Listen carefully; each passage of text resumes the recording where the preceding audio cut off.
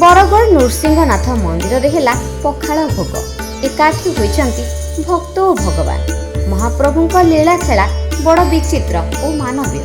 लीलामय महाप्रभु ग्रीष्म काल प्रचंड उत्तापरे अतिष्ठ होई बैशाख शुक्ल तृतीया बा अक्षय तृतीया ठारू शीतलतार लीला चंदन लगी और चंदन यात्रा बैशाख मेला शीतल षष्ठीर आरंभ करथांती।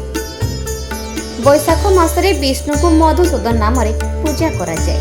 एही मासरे प्रबल प्रबल तापमात्रा वृद्धि होई जनजीवन अस्तव्यस्त होई पड़िथांती। तेणु महाप्रभु को मध्य चंदन प्रलेप दि जाउथिबारु चंदन महाप्रभु अति प्रिय होइଥାଏ।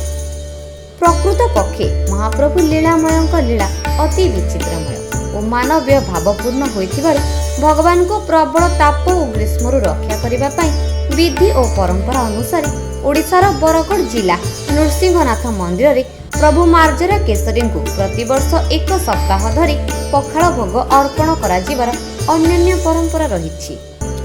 ओडिशार प्रसिद्ध तीर्थक्षेत्र नृसिंहनाथ पीठर महाप्रभु श्री मार्जरा केसरी ठारे प्रतिवर्ष अक्षय तृतीया ठारू सप्ताहे पर्यंत पखाल भोग लगी थाए। ग्रीष्म दाउरु रक्षा पाइबा पई महाप्रभु ठारे कहीं केउ आवाहमान कालरू एही पखाल भोग जंगलरू संग्रहित टेभा पत्र दही लेंबू कंचा आंबा आदि दे स्वतंत्र भाव में प्रस्तुत करा जाए।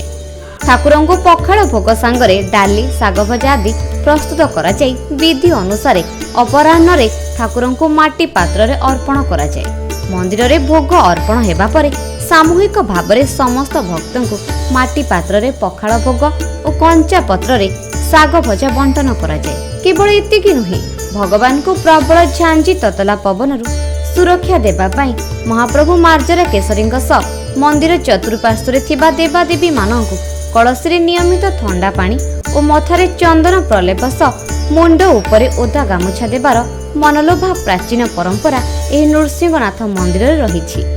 ब्यूरो रिपोर्ट भक्ति ओडिशा।